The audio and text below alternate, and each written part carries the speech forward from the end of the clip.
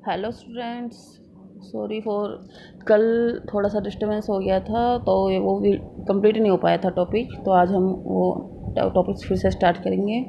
आज हम पढ़ रहे थे, कल हम पढ़ रहे थे mechanism of exchange of gases. तो हमने स्टार्टिंग में हमने डिस्कस भी किया था कि जो रेस्पिरेशन का जो मैकेनिज्म होता है वो दो तरह से होता है। एक होता है एक्सटर्नल रेस्पिरेशन, कि एक्सटर्नली जब जो बाहर की जो CO2 है, यानी ऑक्सीजन है, बाहर की जो एयर है, वहाँ से अंदर का जो अंदर जो ब्लड है, ब्लड के अंदर कैसे गैसेस एक्सचेंज होता है, उसको बोलते हैं हम external respiration. And secondly internally, जब जो ब्लड के अंदर जो ऑक्सीजन है वो जब एक्सचेंज होती है in with the tissue fluid जो हमारी बॉडी के अंदर प्रेजेंट होता है, तो उसको हम कहते हैं इंटरनल रेस्पिरेशन।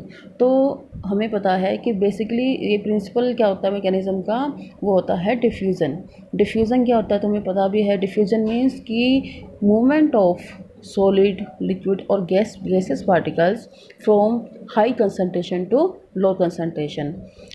ये मैंने आपको क्लास में भी काफ़ी बार समझा चुकी हूँ मैं, कि जैसे डिफ्यूज़न में क्या होता है कि फॉर एग्जांपल अगर हमने कमरे में अगर अगरबत्ती लगाई है तो उसके स्मेल धीरे धीरे पूरे रूम में फैल जाती है। तो वो क्या है कि वो हाई से लो कंसनट्रेशन की तरफ पूरी रूम के अंदर डिफ्यूज़ हो जाती है। तो इसी तरह से बाहर जो पार्शियल प्रेशर होता है, पार्शियल प्रेशर यानी कि जो ऑक्सीजन का खुद का जो इंडिविजुअल जो प्रेशर लगाती है वो एटमॉस्फेरिक एयर पर, उसको बोलते हैं हम पार्शियल प्रेशर। तो ऑक्सीजन का जो पार्शियल प्रेशर होता है outside the body, that is in environment, वो हाई होता है in comparison in the body के अंदर ऑक्सीजन का पार्शियल प्रेशर कम होता है।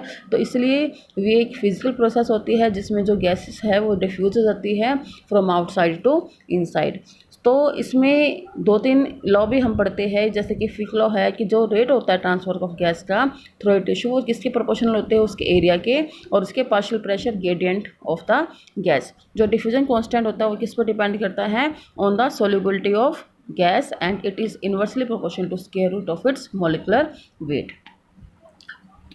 हमने पहले भी डिस्कस किए थे कि जो ये फिजिकल प्रिंसिपल्स कौन कौन से होते हैं, कि इनके अंदर जो पल्मोनरी कैपिलरी फ्लो वेंटिलेशन के बीच में रिलेशनशिप होना चाहिए।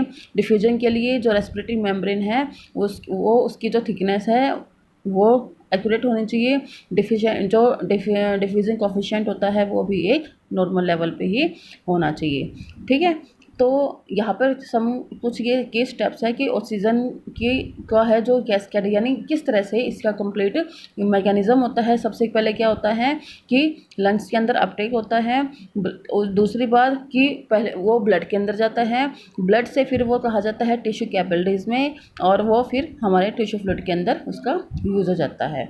हमें पता है लंग्स जो होते हैं वो गैसेस एक्सचेंज लिए एक बेसिक यूनिट होते हैं। हमारी हर बॉडी के अंदर 300 मिलियन एल्वोलाई होते हैं, जिनके जो साइज होते हैं वो वेरिएबल होते हैं।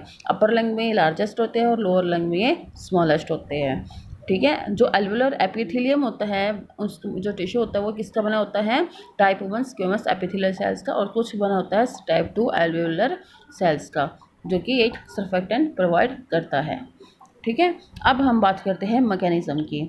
तो यहाँ पर बेसिकली जो मैं कहना चाहती हूँ कि पार्शियल प्रेशर जो है, पार्शियल प्रेशर तुम्हें एक इसकी टेबल भी दी हुई है बुक में, जिसमें डिफरेंट टाइप के जो पार्शियल प्रेशर है उसके बारे में भी बताया हुआ है, कि जैसे जो आउटसाइड द बॉडी है वहाँ पर कितना पार्शियल प्रेशर होता है, और इनसाइड जो बॉडी है उसके अंदर कितना पार्शियल प्रेशर होता है। तो यहाँ पर हमने एक हम डायग्राम देख रहे हैं, उसके अंदर क्या है कि आर्टियल ब्लड है, वहाँ पर जो ऑक्सीजन का पार्शियल प्रेशर है वो अबाउट 100 mmHg है, जबकि वेंस के अंदर कितना है वो 40 mmHg। तो इस तरह से वो हमारी बॉडी से मतलब आउटसाइड से वो इनसाइड वो डिफ्यूज़ हो रहा है, जिसको हम क्या कहते हैं, एक्सटर्नल रेस्पिरेशन।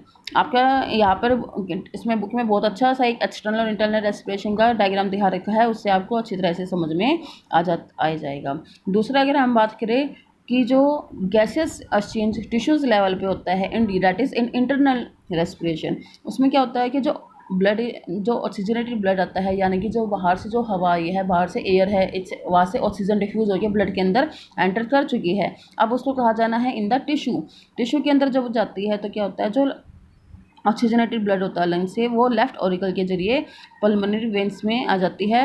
लेफ्ट ऑरिकल इसको लेफ्ट वेंट्रिकल में देती है और फिर वो ऑक्सीजनेटेड ब्लड बॉडी टिश्यूज़ के अंदर पहुंचा देती है। तो यहाँ पर क्या होता है कि ब्लड के अंदर जो पार्शियल प्रेशर होता है ऑक्सीजन का वो ज़्यादा होता है इन कंपेरिजन इन टिश्यूज़, और इसको जब ये डिफ्यूज़ होती है तो इस प्रोसेस को हम क्या बोलते हैं, अनलोडिंग ऑफ ऑक्सीजन।